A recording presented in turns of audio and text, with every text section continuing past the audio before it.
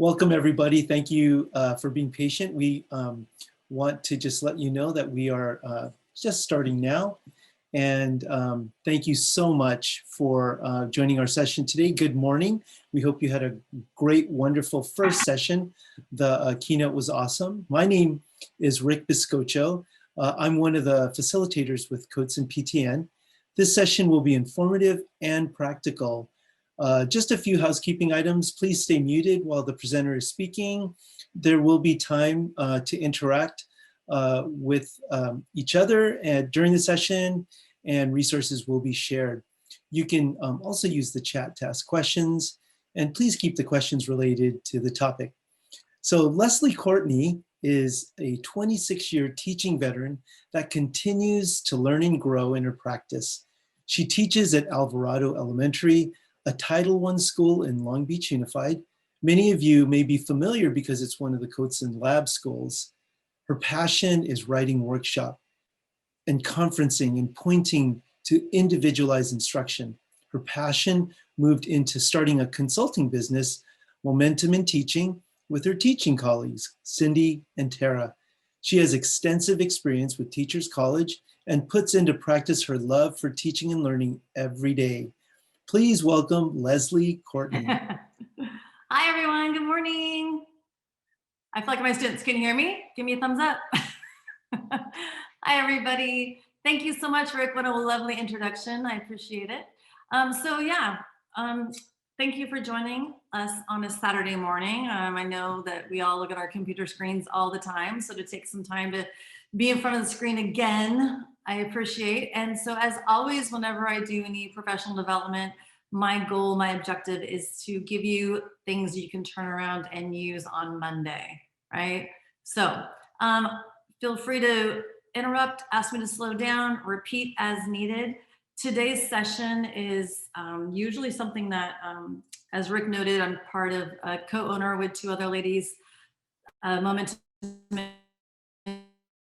and we do professional development up and down and around the state. And so today's session is usually about a half a day. So we tried to cram it in. And so yeah, feel free to ask questions, ask to repeat something, and we can always connect at the end. So I'm going to talk to you a little bit, share screen, toggle back and forth, you know how that goes. Hopefully it all works out. Before I start sharing my screen, I just want to talk to you that today's session is about how we can use mentor text for reading and writing, and how we can have teaching points that are integrated. And you'll start to see a nice balance between teaching points and how they are connected. And then when you're using one mentor text for both, without sounding cliche, it's that, more bang for your buck, right? Because we're always pressed for time. We never have enough time. It's a great way that you can share mentor text with team partners and really be efficient with that time when we saddle up with kids, because we know that that's the most important, right? That hip to hip, or in this case, screen to screen time with our kiddos, right? All right, so I'm going to share my screen.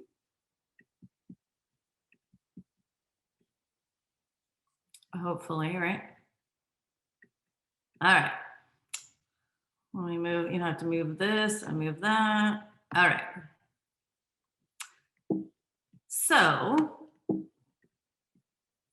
our goals for our quick session is let's do a quick recap of the workshop structure and teaching points, and what a conference is, the components of a conference, and really honing in on this idea of interchangeable reading and writing teaching points to increase our efficiency, and how we can market mentor text to be more strategic with that time for reading and writing conferences. And then just a quick nod to distance learning. We've all been living it, right? We're almost a year now in Long Beach Unified. So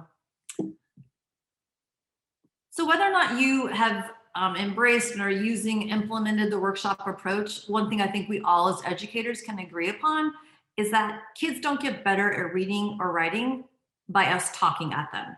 They get better by reading and by writing. So after we do our mini lessons, it's the heart of that time is that independent work. And that's when we as teachers, we are saddling up with the kids and we're doing those one-on-one conferences or small group instruction, strategy groups, guided reading. And so we're really going to be focusing in today on how we can be strategic with that chunk of time when we're working with kids one-on-one or in small group. And I always have to put this in. Carl Anderson, the guru of conferences, and I have been fortunate to have attended a lot of workshops with him.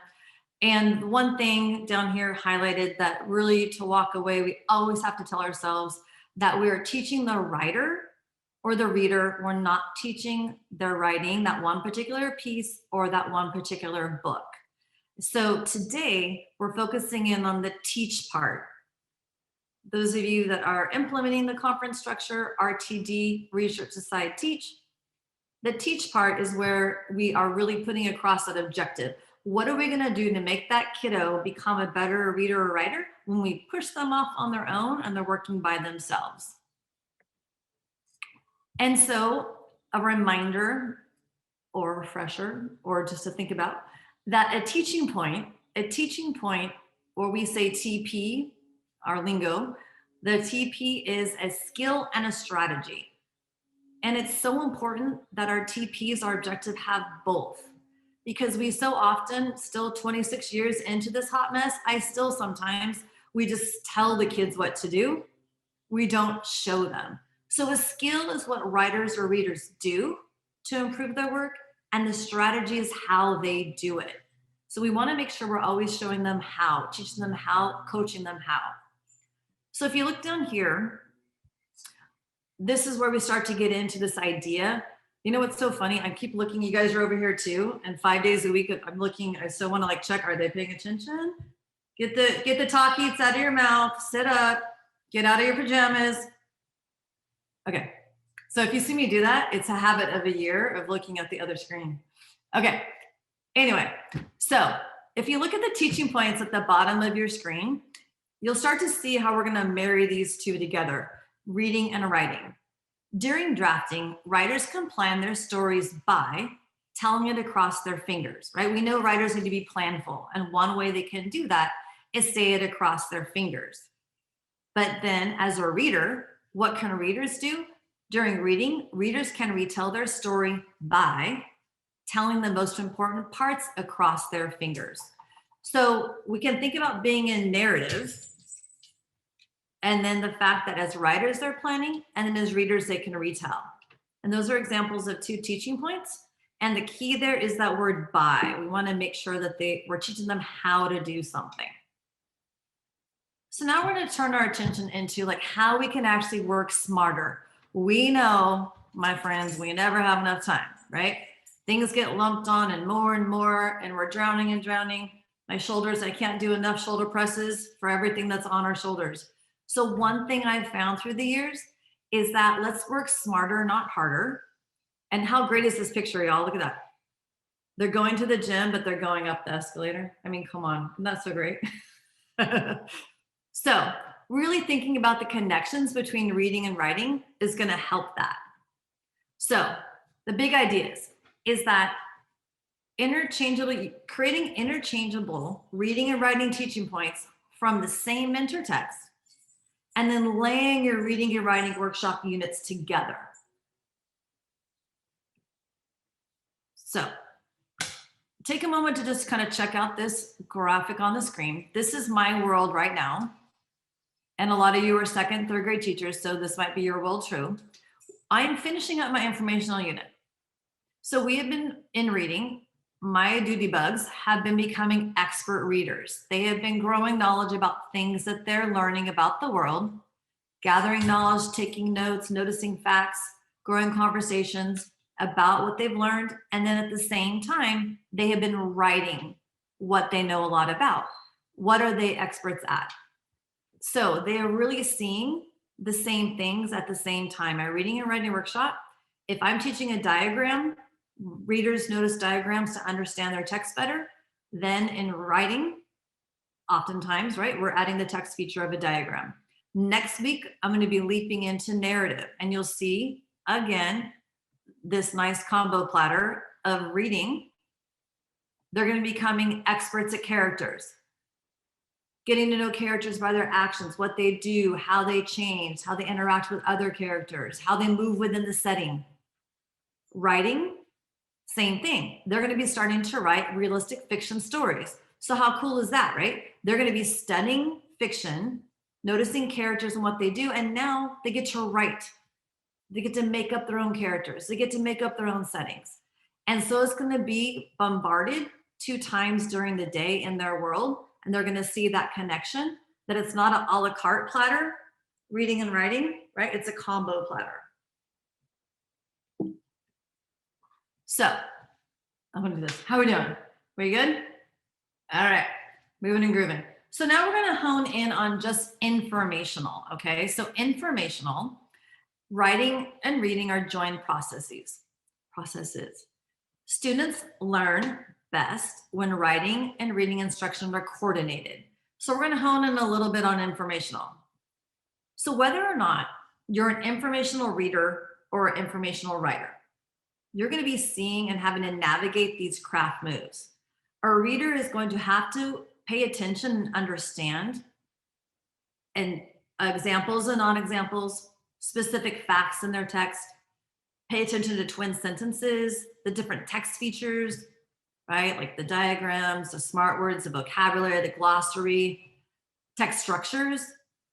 Is the author comparing and contrasting? Are they using chronological order? Are they doing cause and event? So paying attention to those things. Are they adding figurative language to understand your book better? But then as a writer, those are the things that writers are going to need to be doing in order to communicate what they are teaching, right, as informational.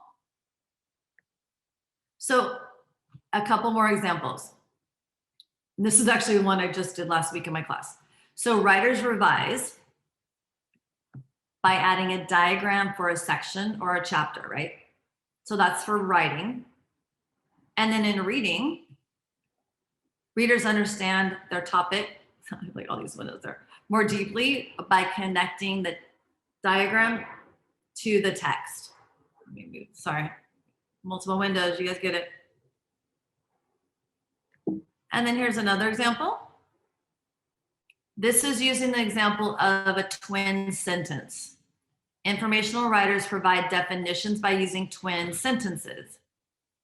Informational readers can find definitions by noticing twin sentences. And if you're not familiar with twin sentences, basically it just means you're ending, informational readers oftentimes and writers end a sentence with a key vocabulary, a word, a concept, and then they start the next sentence with that same word, or they elaborate on what that word means, and it helps express and teach the audience what that word means for that particular topic. So there's some examples there.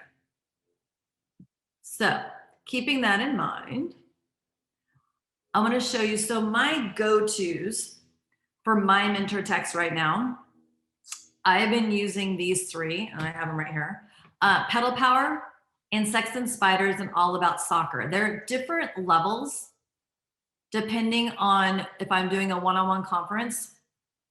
I'll pick which level that I think the reader can handle, whether or not it's for reading or for writing. Also, when we think of mentor text, we don't want to use a mentor text that's too high because we're not teaching it to comprehend, we're teaching it to teach from. So we want to make sure it's well read, they're familiar with it, and it's something they can learn from, not sit there and try to grasp and comprehend the text. I just put that in. People always ask, what are some mentor texts? So those are my, right now, the ones I've been really liking. So what I'm going to do is I'm going to share a video, a virtual conference. I'm going to stop for a second. Hi, how are you? Happy Saturday. So I always have to give a little caveat because people will ask questions, I know. So this is a virtual conference. So after I do my mini lesson virtually, I send my kiddos into breakout rooms individually. I'll pop in or I'll pull a small group. So what I need you to know, those of you that are really familiar with a true research decide teach, I have found for me that we are so limited in time, right? We have our pullouts and this and that, that I do my research ahead of time. I use that data to then go in and have my conference. Because for a kid to share their screen and then get, oh, hold on, and right, I can't see it. And then So what I'll do is I'll dip in, I'll read with them, I'll take some notes, and then I'll come back either later that day in the afternoon or asynchronous time, or the next day. So I just want to make sure you understand that. And then I'll also choose the level of text that I know is okay for them. And I already have it on my screen. So those are kind of behind the scene things I want you to understand. So I'm starting with, let me see, I think this is my emanator. I call her emanator. She's so great. This is writing. Okay, so this is Emma. And Emma, we are in expert topic writing. I've already looked at her writing, and I noticed that she is, like most of our kiddos, not saying enough, right? Not elaborating enough. She's doing tablets. So watch how I use the mentor text. For time's sake, I will toggle ahead at some points. I'm gonna look at the other screen, and for some reason you can't hear it, flag me down. Good morning, Emma. Good morning. How are you, Leva? Great. Great, good to see you.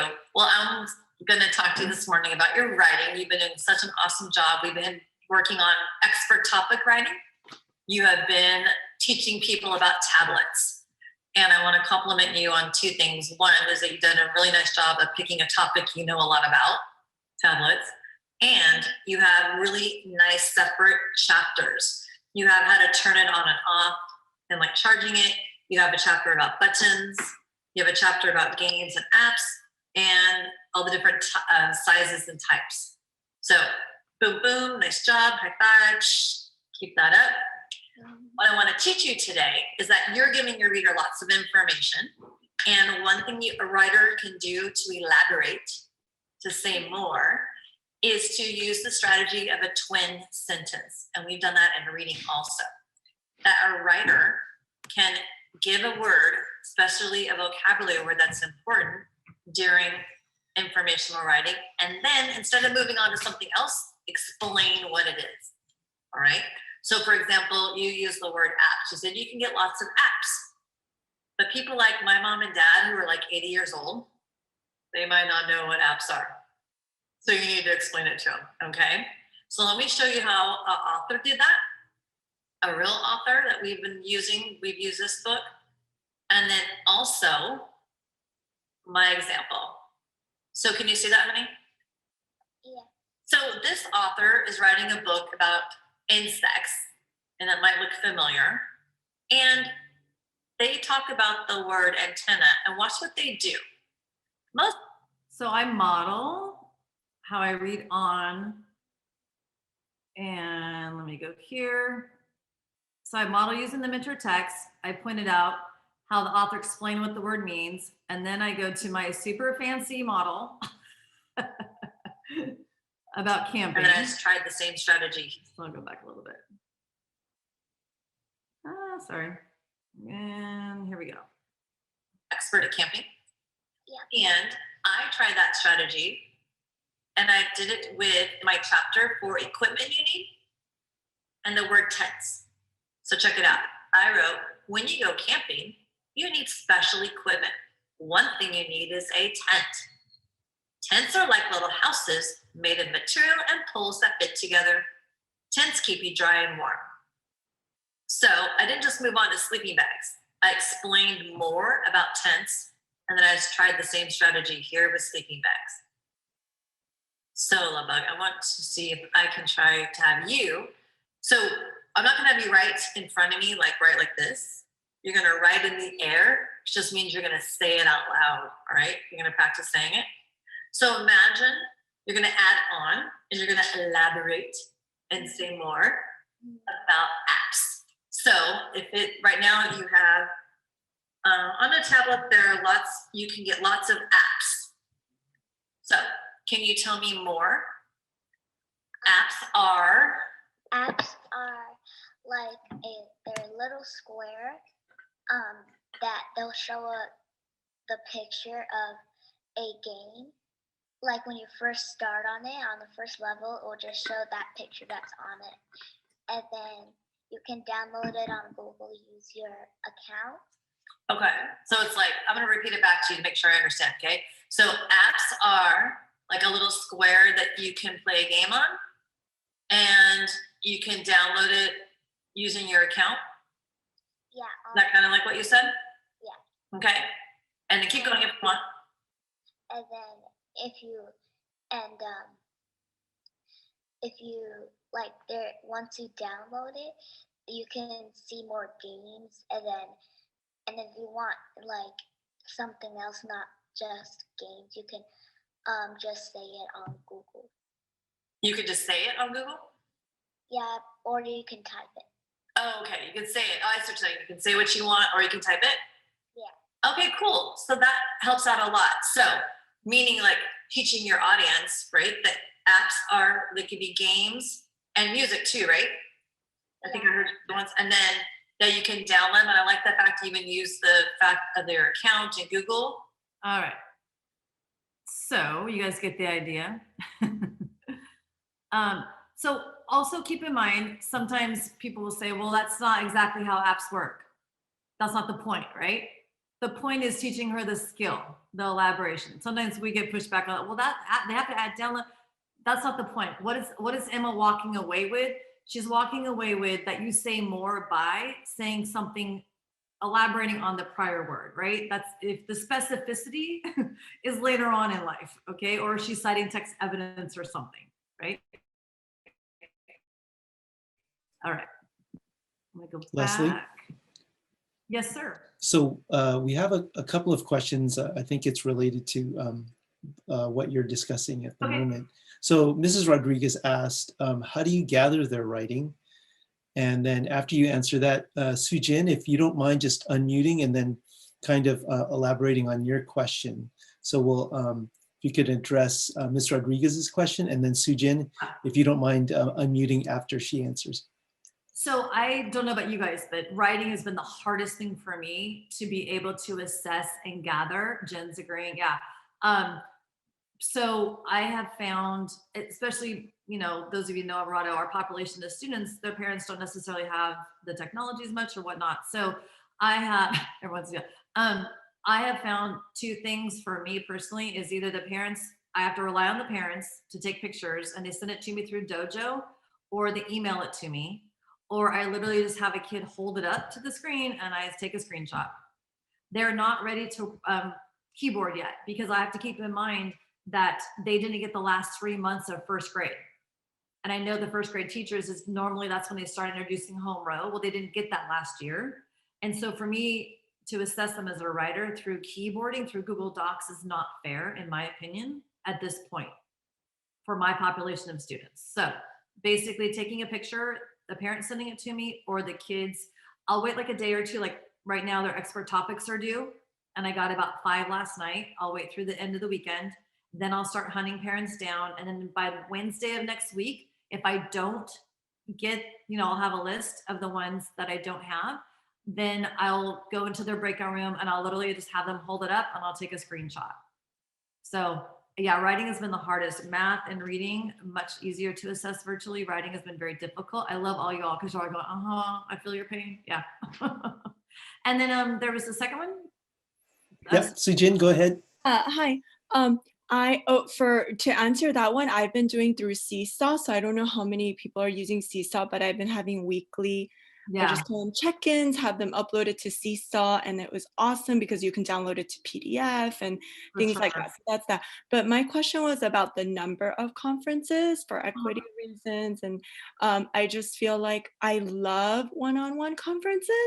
But because our time is so limited in distance learning, I know all districts have a different schedule and we have like short days. So you always just feel rushed with everything and you're not. No, never.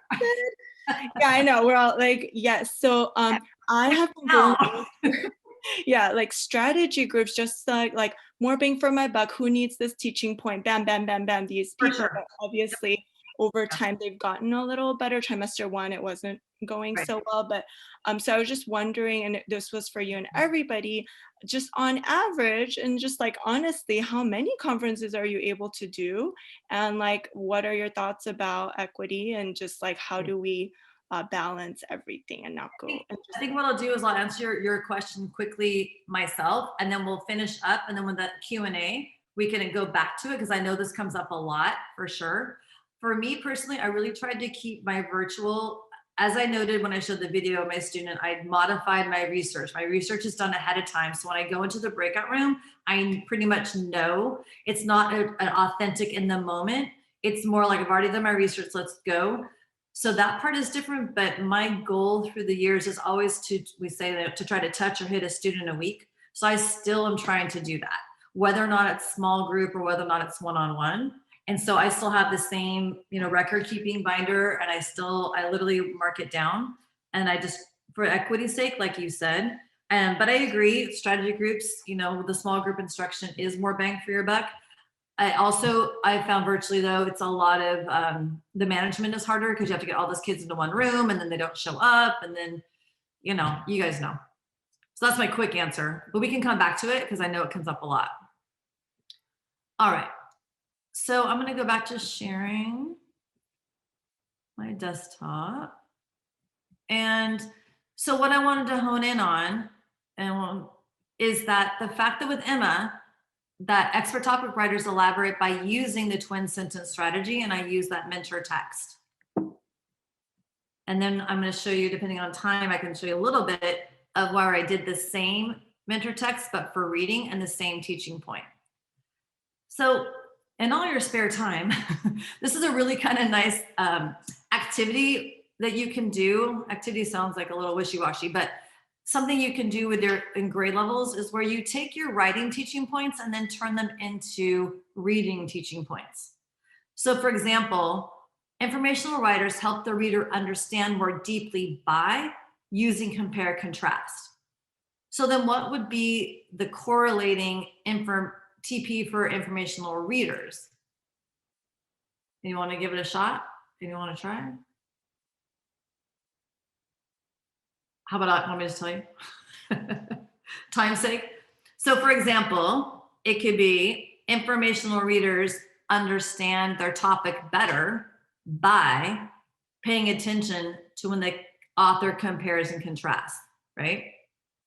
Another example, informational writers add more information by using pictures and captions. Informational readers understand their topic better by noticing, studying, paying attention to pictures and captions. So do you see how those go hand in hand? So again, I keep looking at you over here. And then we don't want to forget about those conventions and the decoding, right? Those are still things that we can be teaching through the mentor text. Informational writers spell the best.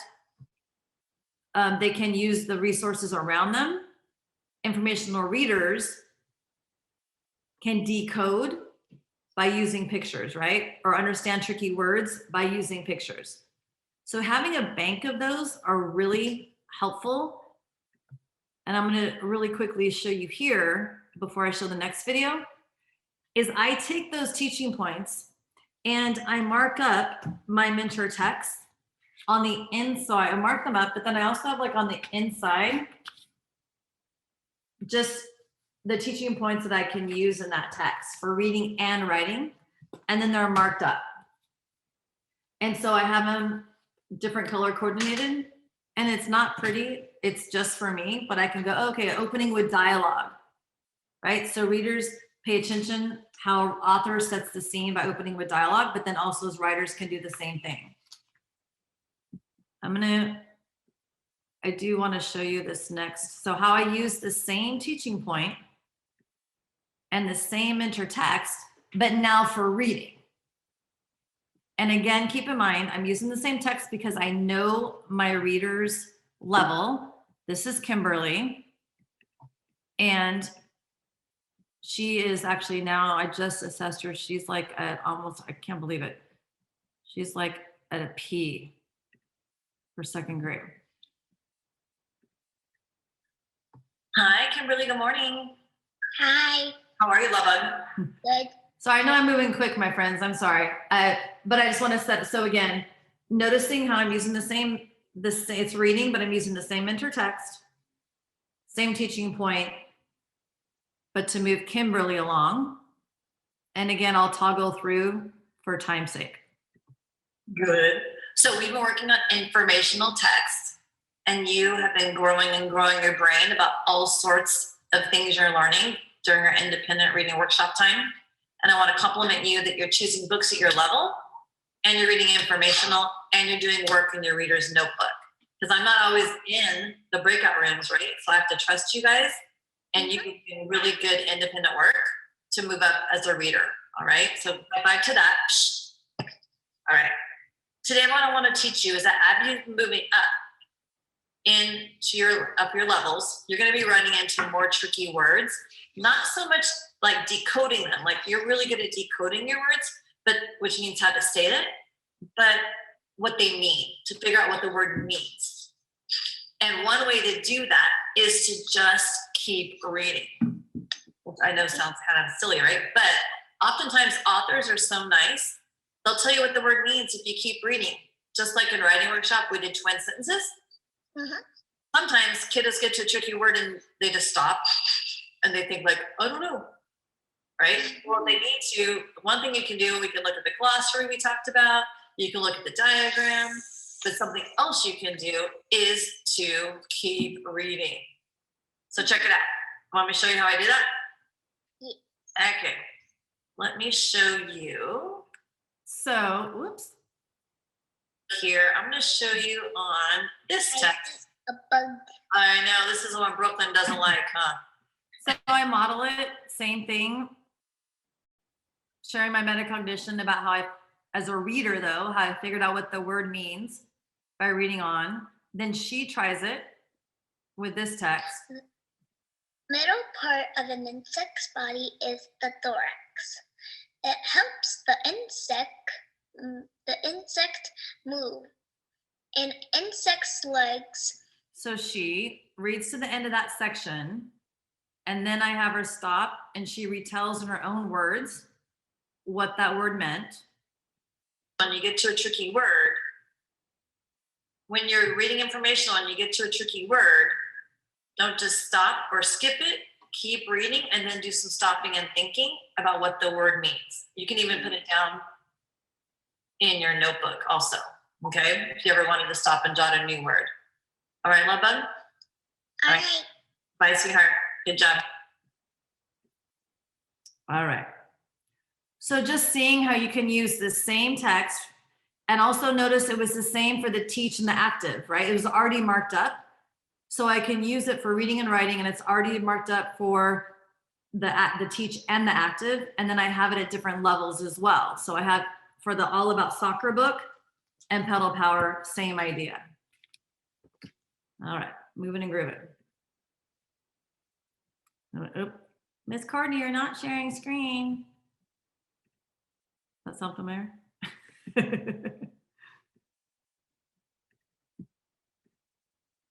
All right. And here we go. So same teaching point.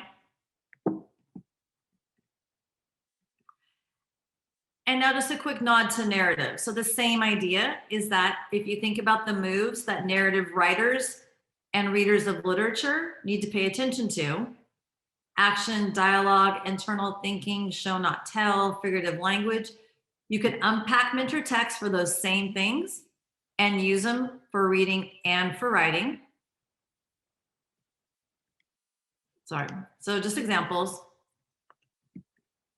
Writers describe the scene by providing details they see. Readers envision by using the author's details. So marking up a text, bam, it's already there. You can use it for both conferences. Writers can bring about strong feeling picture by using figurative language. Readers understand the text by stopping and noticing the author's use of figurative language. And these are my go-tos for literature. For narrative, I use Alum for more sophisticated, technically it's what comes with the units for second grade, but I find it's kind of high to use. I used it when I taught fifth grade. So I use very selective parts of it. And then Fireflies is very nice, simple. It's been around forever for our small moments for attributes of narrative. And then Let's Get a Pup, Kate. I love this one. I've unpacked it to death because it's really good when we do our realistic fiction for writing. And the idea of, now we're doing the same activity with narrative teaching points. Narrative writers make their pieces more interesting by using sound words. So with the coordinating teaching point for reading, readers understand their book better or the story better by thinking about sound words or paying attention to sound words. Same thing with specific actions, right? It's really inference, we know. So in writing, we want to show a character's feelings by adding those specific actions.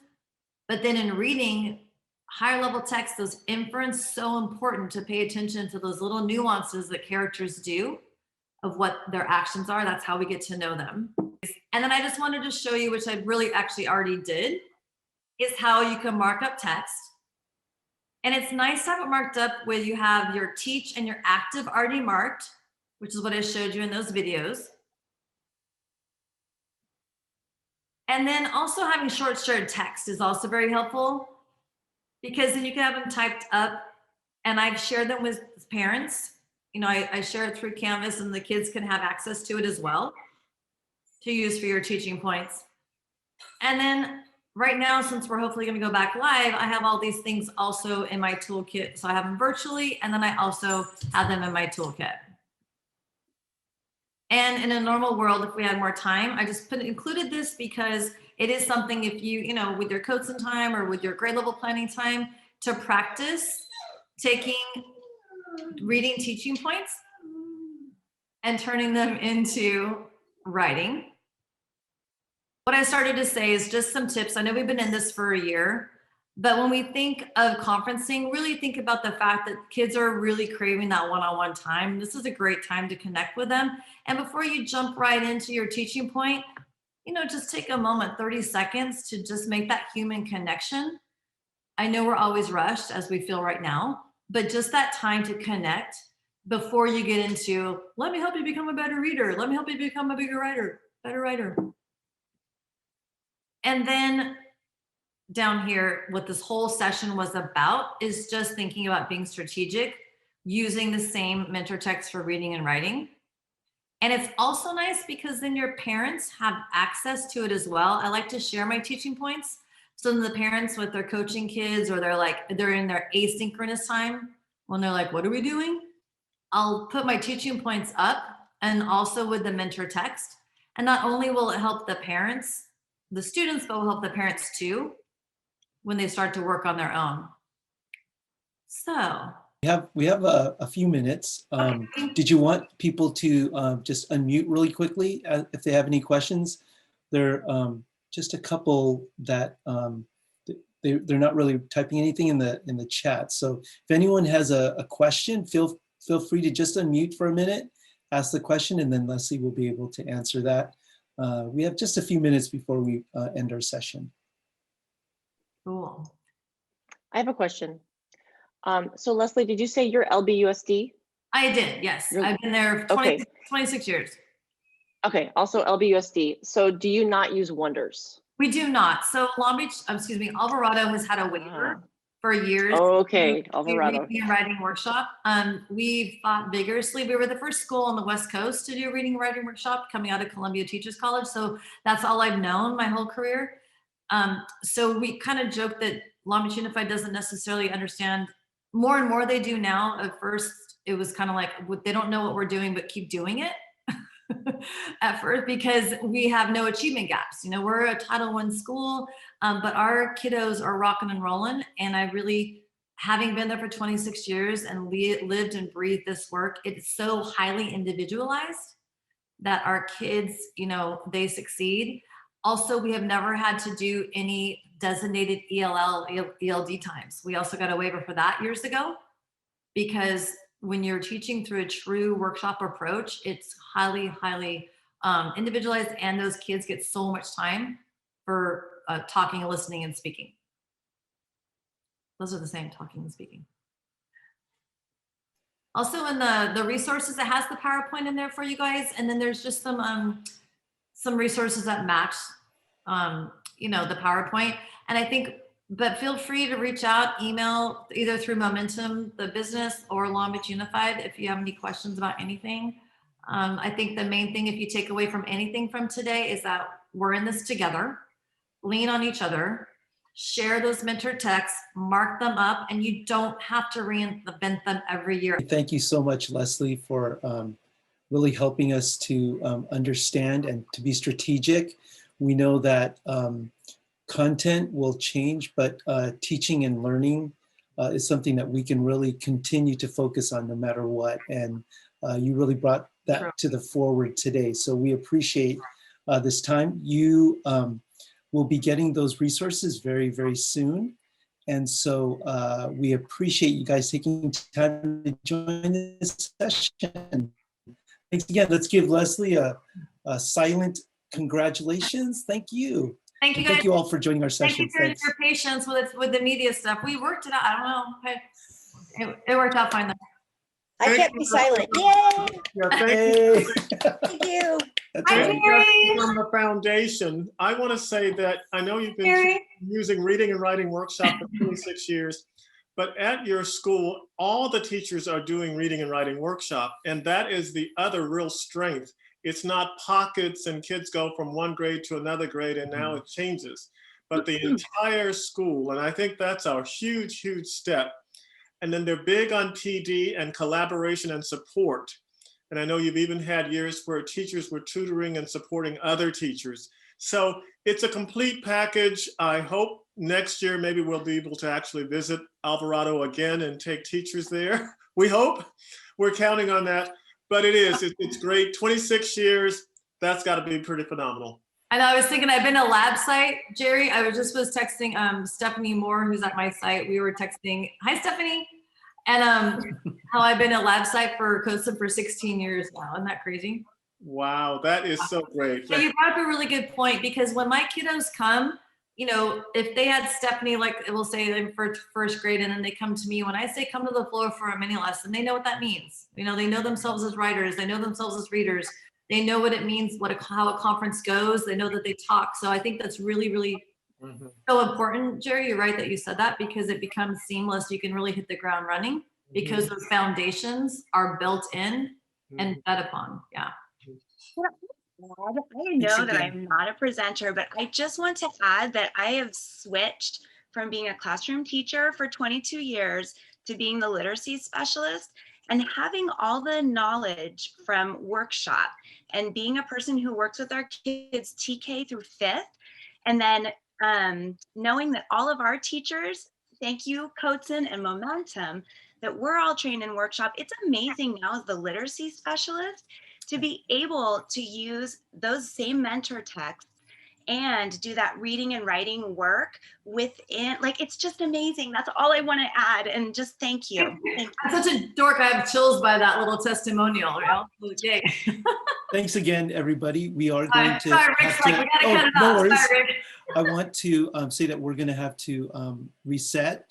And so Robert, our tech, will be removing us from the Zoom, and then we will be starting the next session. So go ahead and click on the third session as we do. But once again, thank you so much for joining this. Bye, Thanks, Leslie. Oh, it's great to see all of you. I see a lot of familiar faces. Hi, Jerry. So good to see you. Hi, Lyndon. I Hi, Leslie. Hi, Jerry.